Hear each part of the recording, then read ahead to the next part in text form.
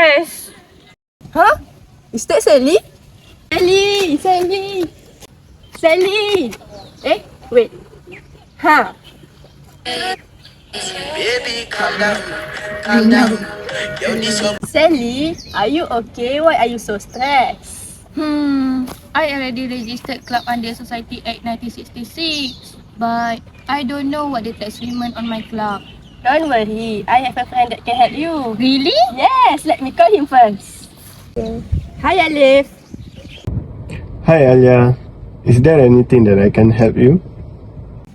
My friend Sally got a problem with the tax statement on her club. Can you help her to solve the problem?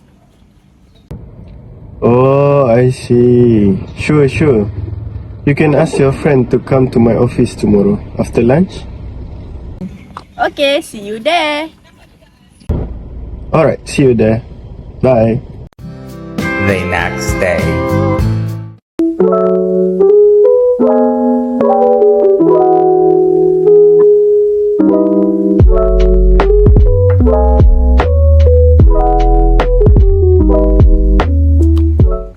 Hi Alif.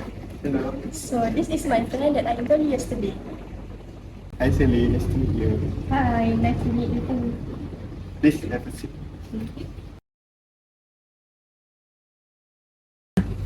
Okay Sally, may I know the income that you receive from the club?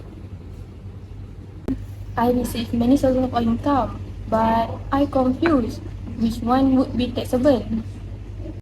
Oh, I see. Okay, let me show you this video.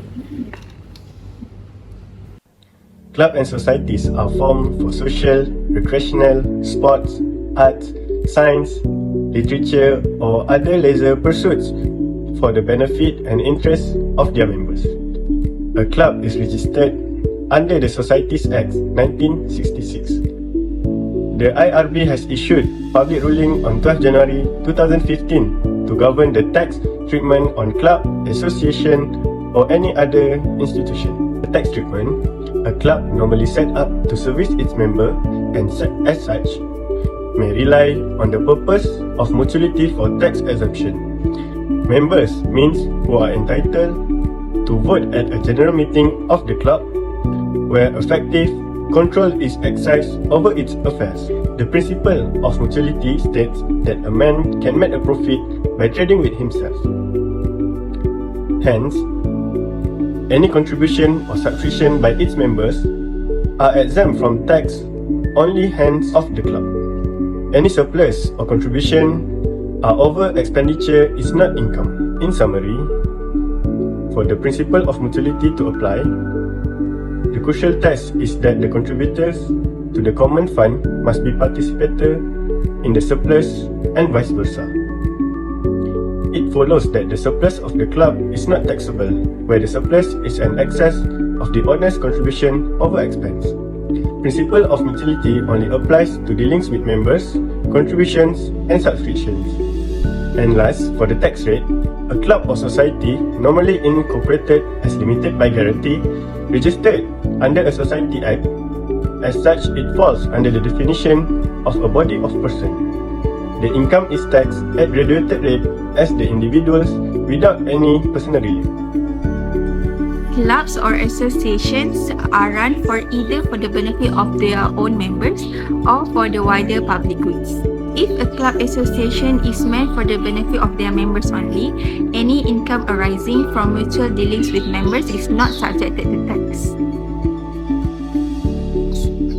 Example of mutual receipts are entrance fee and member subscriptions, foods and drinks sold at the club or restaurants for its member, amounts paid by the member to attend dinner or social function organized by the club, and amounts paid by the members to attend talk, presentation, and workshops.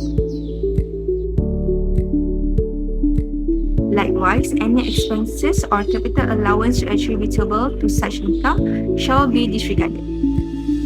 Even though income derived from transactions with members are not subjected to tax, not all transactions involving members are necessarily mutual receipts. So here is an example a recreation club in Malaysia whose members comprise of tax agent enters into an agreement with an independent gymnasium operator to operate on the club premise. The club receives rental from the gymnasium operator. The gymnasium operator imposes a fee for the use of its facilities in the gymnasium. So, the income received by the club from the rental of the gymnasium is taxable, even though patrons of the gymnasium are the club members. Non-member are those persons who are not entitled to vote at general meeting of the club and society. Dealing with non-member. When trading with non-member occurs, the principle of mutuality no longer applies and exposure to tax can arise on any surplus that may occur. Any dealing with non-member with regard to the following are treated as a business income.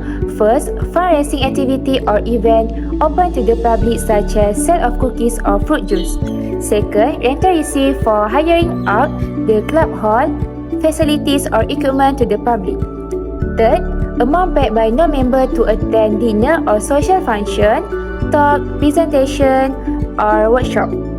Fourth, proceed from non-member on charitable event. 5. Dining activities such as restaurant, massage center, bar and so on, and proceed received from the vending machine derived from member or non-member within the club premise are profit in nature and subjected to tax. Lastly, cash donation from member or non-member is capital receipt that's mean free from income tax. The computation of adjusted income from non-member would be as follows. Section 4A. Gross income for non-member will less with revenue expense, outgoing or expense incurred. The formula of this is A. Common revenue expense multiplied by B. Gross income from transaction with non-member over the C. Gross income from transaction with member plus non-member. Then we will get adjusted income. Adjusted income will less with the capital allowance. The formula of this is D. Common capital allowance multiplied by B. Gross income from transaction with non-member over the C. Gross income from transaction with member plus non-member. Then we will get the statutory income. Investment income. Investment income such as interest and rent will be accessible in the hand of the club. In Management Corporation Strata Title XYZ with CIT 1993 to MSTC 5155 is wahed that rental and interest received from non-member is accessible to tax as the principal mutuality does not apply. The sum paid by non-member cannot be adequate with contribution from member. Dividend is tax exempt under the single-tier dividend system. So, this is the business sources for non-member. From Section 4A, gross income to statutory income, it's same with the computation of adjusted income for non-member. But to get the aggregate and taxable income, statutory income need to added with investment income to get the aggregate income, then less with approved donation, so we will get the taxable income. So, we move on to determination of approved donation, where a club is entitled for deductions of approved donation, which is to be deducted from the aggregate income relating to transaction with non-members. It shall be determined in accordance with the following formula. As you can see in this formula, G is cash donation made by the club, H is aggregate income from the transaction with non-members of the club, and I is the aggregate income from transaction with both members and non-members of the club. For tax exemption on club under Para 26 Schedule 6, it is National Amateur Sports Organisation and State Amateur Sports Organisation. The income other than dividend income certified by the President and Secretary of the Olympic Council of Malaysia to be affiliated to that council. For record keeping on club, income derived from transactions with members and non-members are required to be separately accounted for. Record keeping has to be kept for 7 years. Clubs, associations or similar institutions in Malaysia are required to file an income tax return form. It should be furnished to the Director General of Inland Revenue on or before 30th June in the year following that year of assessment. Hi, as you can see, this is an example on how to calculate income tax for club. As we know, we will calculate income from non-member only. First, we take section 4A business income from non-member, and then we deduct it wholly and exclusively expense, which is common expense. To calculate common expense, we need to use the formula that my friend taught us before. We take common expense, which are salary and wages, administrative charge, postage, stationery and printing.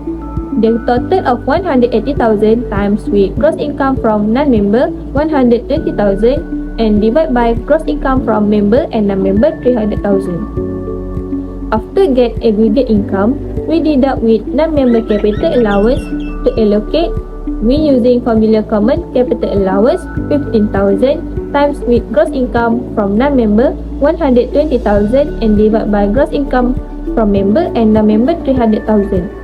To get aggregate income, we need to add other income section 4D, rental income.